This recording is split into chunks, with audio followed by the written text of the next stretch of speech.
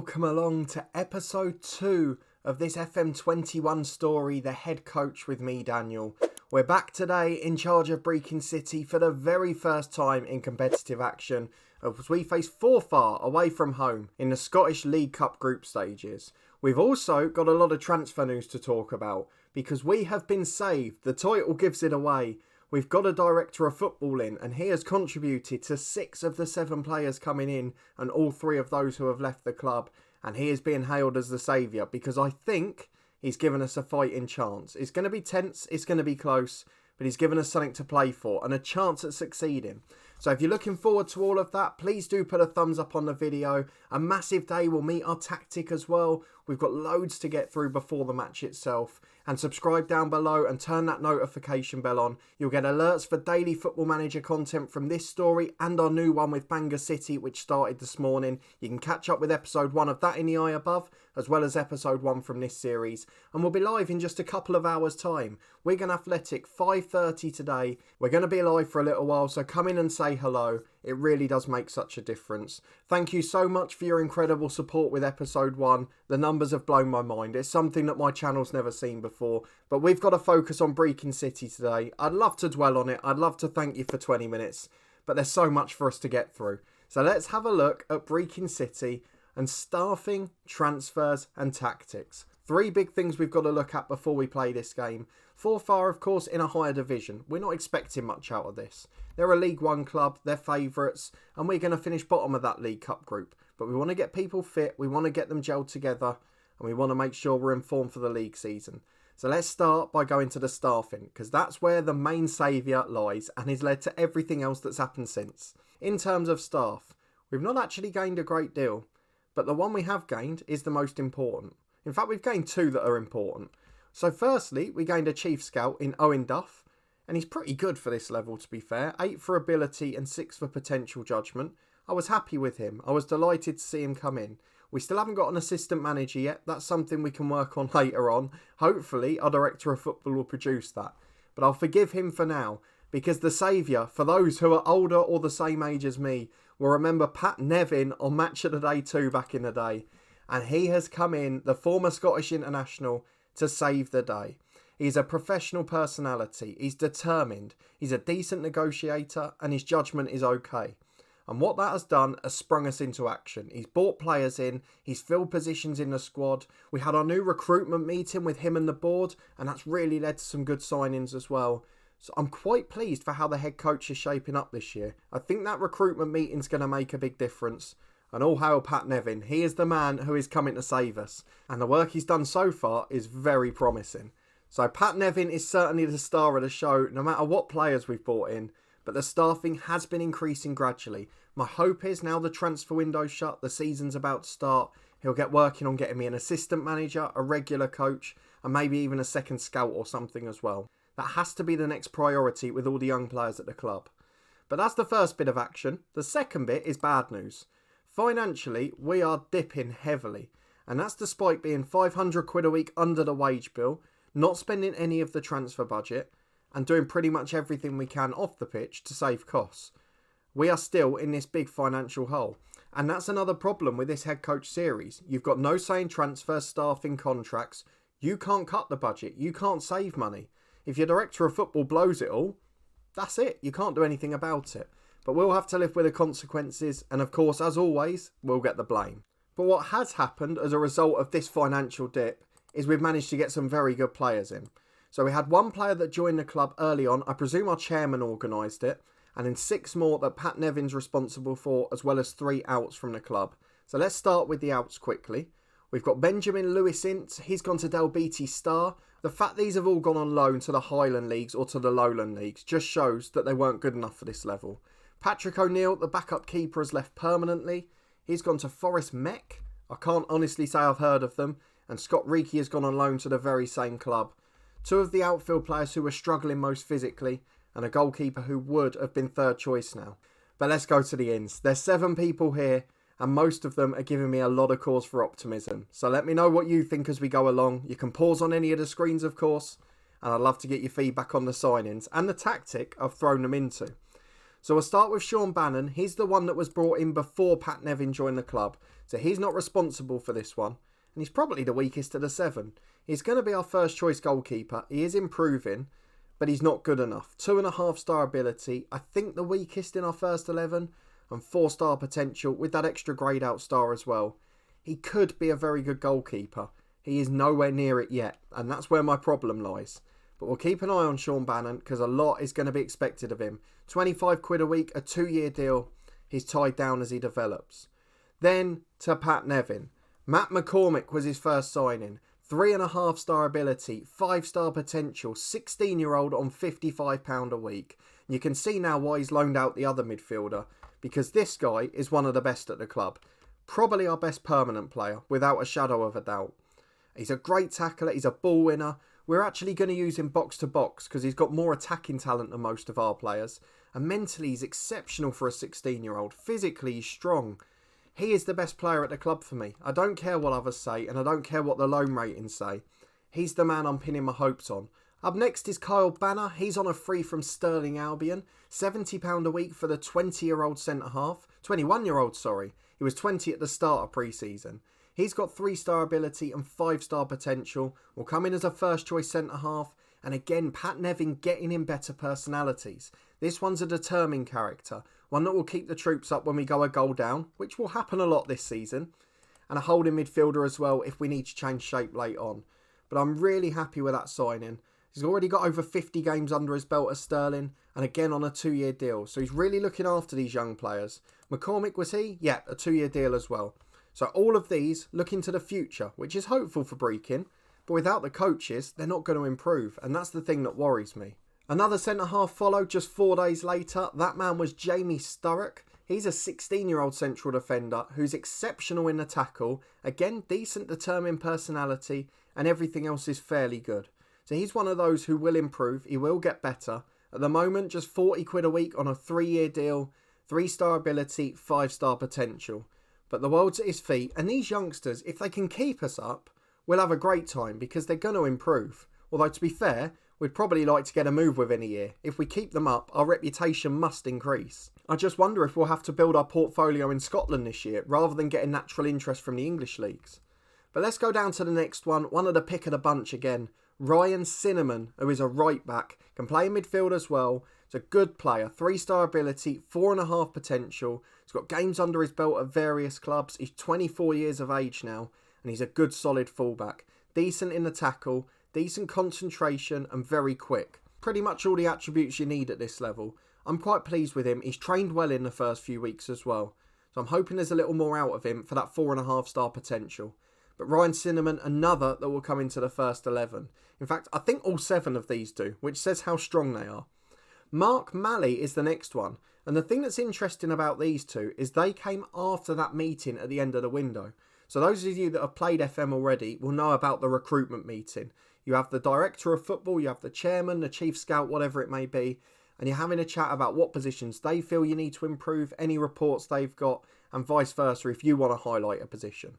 So they already had one of these on here. And then I put, we've got one left back, I think we need a left back. So I just put on there, you can't control anything. You say, I think you need a left back, and they'll go away and set a scouting focus. And as a result, we got a left back. But firstly, we need to beat Pat Nevin's man, because that is Mark Malley, a 16-year-old striker who I'm very excited about. 3-star ability, 5-star potential, 3-year contract again, and he looks superb. Mentally very good, apart from being unambitious, but his determination, his running off the ball is all very good. He's not too bad physically and will improve. He's only 16. He's got good natural fitness and he's a good finisher. So the base is there for a really good poacher. And we've just got to hope he can live up to that. And the last one is the one that came out of us suggesting we'd like a left back. And we got a new first choice, which is Daniel Church. 3-star ability, 5-star potential. Former Celtic youth player after a brief loan spell at East Fife last year. Is here at Brechin City permanently. £70 a week. A good solid left back to be fair. His attributes are solid. He's good going forward. He can cross the ball well. He's good technically. He's quite quick. And he's also got good determination. So a real upgrade in characters. A real upgrade in quality. But will it be enough? That's the big question. Of course it's cup action today. But let's have a quick look at that pre-season preview for the league. and see if it's changed at all. We are predicted to finish bottom still, but we are now joint with Annan Athletic and Cowdenbeath. So we were outright at 100 to 1 before, and we've managed to catch up with a couple. So we've given ourselves a chance. It's exactly as we said. Pat Nevin has given us the opportunity now, and it's just whether we can take it.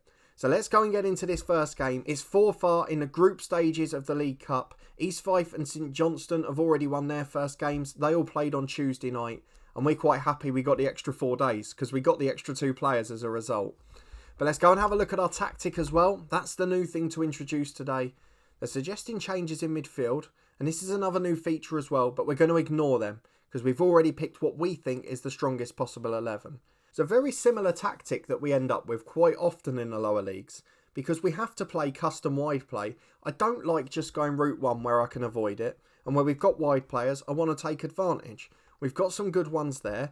We've got 2 good strikers who, if we can whip the right crosses in, will score goals. We talked about Macavora beforehand. He's still improving. And we've also got Mali now, who's going to be a good poacher for us. So I really like the idea of this. We've got to work with the new condition ratings as well. That's something that's going to play a part this season, particularly as the season is just so congested. But this is the 11 we've gone for. It's the balanced wing play, getting the ball wide, getting it into the box. Not too direct. Everything else is pretty much standard, and trying to stay on our feet to prevent red cards, because we're bad enough with 11. If we have 10, we'll struggle to get results. So the lineup we've gone for today is Bannon in goal, the new keeper, Cinnamon, Banner, Sturrock and Church the back 4. So these 5 all signed since we joined the club. And we said in episode 1 we just needed some defenders to give us a chance. So we've got to give Pat Nevin his due. He's given us a whole new back 4 that's an upgrade. You can't ask for much more. Just a shame we didn't get a better keeper really. In midfield, it's Todd, McCormick, Barron and Cusick, the 3 Lone Stars that we mentioned in the first episode, plus McCormick, the new midfield maestro, and the new poacher Mali, alongside the other Lone Star, Macavora up front. We're going advanced forward and poacher, as we did so often with Cliftonville, mainly because we've got no one who can head a football. Unfortunately today we don't have any extra specials to celebrate, no long throw specialists, nothing like that. So this is what we're working with. We're into our first game. Let me know what you think below of the tactic, and how we'll get on against the side from the division above. Let's go and find out. So a couple of little new features we found here. A couple of players slightly concerned about the style of play we're going for, but most of them are happy. So we'll see how that goes as we get into the game. Well, this is my favourite feature probably. The new lineup team sheet list just means you don't get the chance to see each other's tactic, to prepare for it, to make those pre-match changes. You have to adapt in game. Bobby Madden's the referee, well known in Scotland of course. And we're up against Stuart Malcolm's Forfar Athletic. Social media stuff going on there. No staff reaction because we haven't got many staff. But let's get to the dressing room. We've got the new style of team talk, of course, for the first time. So let's see what we can do with them. It's a nice little layout, actually. Let's go for the encouraging fist pumps. We're going to go, we've got nothing to lose here. So let's show how good we are. And is there any reaction? Not really. Macavora's a bit happier. He's motivated. Everyone else much the same. Nervous Connor Coop on the bench, but he probably won't get on. So let's get into kickoff. The first half of our first game. And here we are at Forfar Athletic. Here we go. First half. The whistle's on. Let's get those sounds off first. The last thing we want is to be hearing all of that. The camera zooms out. That's not a problem. And we're going to drop to key highlights so we're not here all day. But 7 minutes gone. Nothing really happening so far. I've got to say, I love this layout. This is such a positive change. I really like it. All the key things you're looking for. You can make quick tactical changes at the bottom. You can make shouts. I really like that. What a brilliant feature. And it's not interrupting the screen much at all, as Hill puts a big looped corner in to the back post and headed just wide. And as we hit the Movember Horde in there, with 25 minutes gone, I am delighted that we're yet to concede a shot on target. As the ball goes long downfield, it's flicked on, Barron clears it long. It's a massive upgrade to the match engine, by the way, as Mali finds Macavora to Todd on the right. It's not really as wide as we'd like, tries the through ball, and it goes straight to McCallum. Not the best in the world, and not really a key highlight, but we're still looking a little bit menacing, and that's quite nice to see. As the long kick downfield finds Doris. Good challenge by Sturrock, who hoofs down the line, and Macavora will chase it to the left wing. He's got a chance to get a cross in here, but goes back to Barron. Where our strength is certainly midfield. As Cusick puts it in for Mali. Oh, he's offside. I thought that was it. I thought we had opened our account. But this first half an hour has been so encouraging. And Pat Nevin might deserve a huge pat on the back because he has got us some fantastic pros. Well, it's half time. The expected goals is pretty low for both teams. I'm not sure what's caused it. I guess that's the thing. Is Forfar shot up just before half time? We didn't see a highlight and it didn't say why. Is it just because they had a shot on target perhaps? But otherwise, this has been really okay. We're playing against a team away from home in the division above and we've managed to play really well and compete. So I'm going to praise them and I'm just going to say we're really happy with that. The only thing I can't see here, I was going to say, is the assistant's recommendation, but we haven't got an assistant, have we? Most of these lads are motivated though, they're inspired by our team talk, and if we can win them over quickly, the rest should follow pretty nicely. But Forfar are coming forward here on the right hand side, and it goes inside to Thomas, down the line to Doris, who has been a bit of a threat so far, taking on the defender. But it's back out wide for the home side, into the back post, Robertson's there, and he volleys over the bar. It was a great opportunity, but just lashed at it really. 5 minutes gone in the second. We still haven't had a shot on target, but we've only conceded one in this game. And that really does make me feel quite pleased, quite encouraged. 4-4-2, the two banks are working well. We are conceding a few chances out wide here, but the headers largely have been off target, as has that one from Doris, and it remains 0-0. We'll think about subs soon. Conditions definitely going down there. There is certainly a little bit of trouble on that front. But we've got a corner kick. It's into the box. McCallum gets there easily. St Johnstone have scored in our group. Michael O'Halloran, the former Rangers man. And it's all happening everywhere apart from this game. As Cinnamon volleys forward, Macavora will chase it. Irving back to his keeper. And it's cleared long downfield. I really like the match engine. It's so smooth. It's so clean. And it works a treat for us as Mally picks it up to Barron. What you will notice when we get back to our home ground, picked a bit of a smaller pitch than this. Oh, he's hit the post. It was a cross into Mally. He flicked it on the poacher and the 16-year-old nearly scored. It's back out to Cusick on the left. Mally can't win the second header. But that was a great chance for Brechin. But now it's a counter for Forfar. Robertson down the left. He's beaten 3 and he is too good for our defence there. Cinnamon gets back though and it's behind for a corner. What a chance that was for us to get a goal. As Bannon's got a goal kick. 20 minutes left. Long downfield towards Macavora. It's won back by Forfar though and they're coming down the right. And Tony Atzi brings it to Doris. He shoots into the corner. It is 1-0 to Forfar. And I've got to say, that's a really good finish. But these lads have been brilliant. So no criticism for that whatsoever. They've put up a really good fight so far. Just over 15 to go. I think we're going to make some changes. So let's go and have a look at them. We haven't got a sub left back, so Church will have to stay on. We can take off Todd on the right wing, I think. Who's going to be able to play there? So Peyton's the most natural one. He's a bit more experienced, so we'll bring him on. We will also replace McCormick, who's a bit unhappy for some reason. He'll be replaced by Inglis, and we'll swap those two round. I don't know if we can do that from here. So we're going to go to the main screen to make the last one, just so we can switch those two as well. And I don't really know what to go for. I mean, physically, Cusick on the left wing struggling, but Coop was the nervous one pre-match. Do I think about bringing on a target man, perhaps? Do you know what I'm going to do? Macavora is going to go on the left wing and he's going to go as a sort of inside forward or inverted winger, whatever suits him best. Inside forward on attack.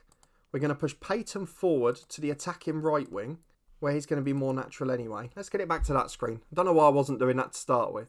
He's going to be a winger on attack or support. What's he better at? No, he's a better crosser of the ball. So winger on support. And then up front, Cusick will be replaced by Curry. And he will become a target man on attack. So that's what we're going for. Get balls into the box, try and create an equaliser. 10 minutes remaining and Forfar are coming forward. As Thomas goes long over the top. Doris flicks on the goal scorer. Finds Church though, who intercepts. Oh, nearly gave it away. I thought that pass was getting cut out. But Barron goes downfield to Mally. Up to Macavora. He's into the box. He's got a chance here. It's shot straight at McCallum though. Not the best finish in the world, but it's still a chance from the corner. An in-swinger to come, and with 10 minutes left on the clock, I did not expect to still be in this game. Forfar have played well, the front three have looked good. I will have a quick look at Doris, because he's been really strong. And look how much better he is than our players. This has been such a strong performance from the boys, I've got to be honest. But with 3 minutes of stoppage time up, we have lost 1-0 to Forfar Athletic. A really solid performance. Our expected goals was actually higher in the end.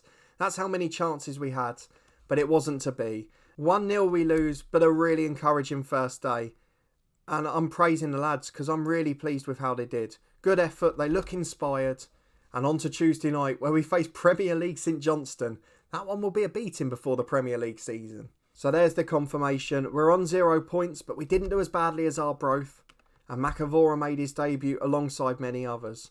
I'm really more optimistic for the season based on that performance. I thought it was going to be a lot worse, and we managed to put up a fight, and we created chances against the team in the tier above. So I'm really pleased with how that's going. What we're going to do now, we're going to play St Johnstone and a few of these games off camera, and we will come back for a spell of league games.